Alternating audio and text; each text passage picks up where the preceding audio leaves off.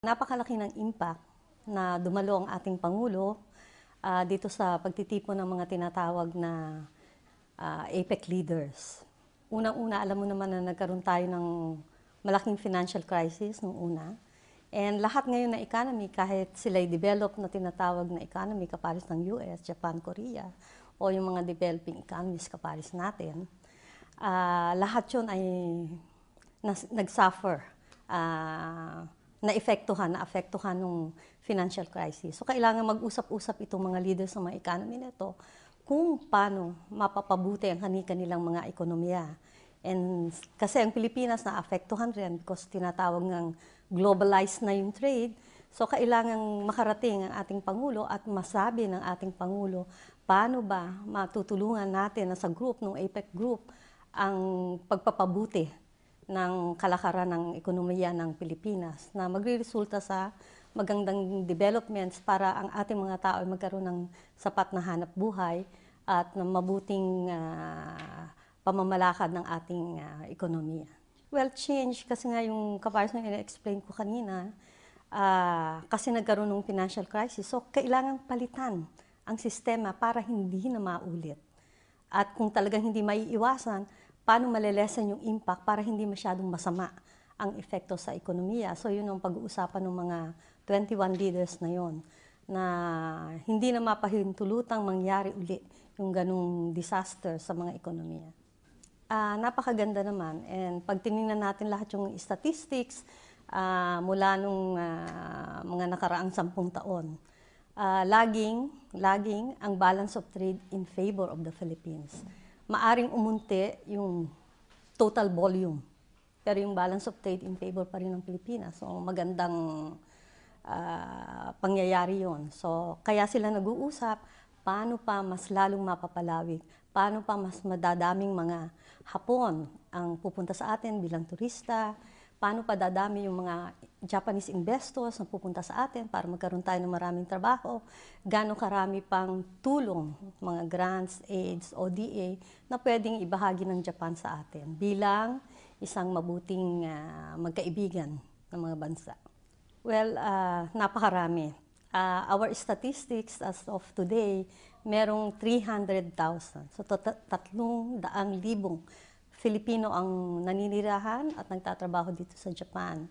Yung kalagayan naman nila on the general, no, ay mabuti naman. Merong mga nagkakaroon ng konting problema pero naaayos din naman yon.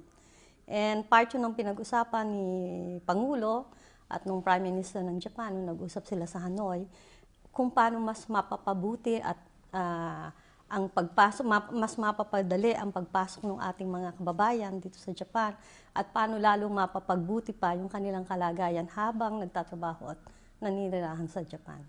Yeah, sa kabutihang pala din, nagbago yung composition, no? Yung uri ng Pilipinong nangingibang bansa dito sa Japan. So kung nung dati ganun, ngayon ang gusto ng Pilipinas at gusto ng Hapon din, ng bansang Hapon, ay maging skilled, highly skilled workers. So ngayon, meron tayong mga nagtuturo sa university, no? Meron tayong mga inhinyero, meron tayong arkitekto, and ngayon, seryoso yung pag-uusapan ng Pilipinas at Japan. Paano?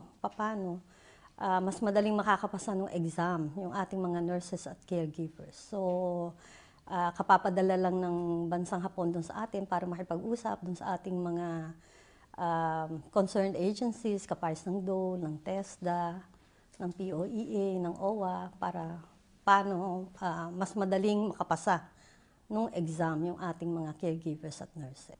They're all very excited. As a matter of fact, because the venue, the seating capacity of the venue is limited, so marami pa kaming humingi ng paumanhin na hindi na namin sila mapapasok dun sa venue. So, but we will try our very best, of course, to give them the news after, lalong-lalo na dun sa mga hindi naka-attend. Kung pag-uusapan lang yung nakaraang eleksyon, overwhelmingly, yung Filipino community sa Japan ay bumoto sa ating Pangulo. Well, unang-una, very conscious, well, I wish the President all the luck.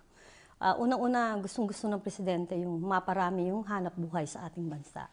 And yun ang pinagtutuunan niya ng pansin sa pag-attend niya rito sa APEC, hindi lang dun sa macroeconomic, yung sa kabutihan ng ating ekonomiya as such, but yung mapabuti ang kalagayan ng mga Pilipinong nasa Pilipinas at nasa Japan. So yun yung kanyang major goal. And doon naman sa Filipino community rito, excited na excited sila. Gusto nilang makanaig at makasama yung presidente. I think ito yung unang-unang pagkakataon na makikita ng Filipino community yung presidente. Kaya super excited sila. Doon naman sa mga ibang kumpanya na kakausapin ng Pangulo, of course, ay para kumbinsihin sila na mag-invest pa ng mas marami pa sa Pilipinas. Yung ibang mga politiko rin ng pamalahang Hapon ay ganun din ang layunin ng Pangulo na pasalamatan sila sa mga naiparating na nilang tulong sa Pilipinas at i-encourage silang mag-invest pa ng mas marami pa sa Pilipinas.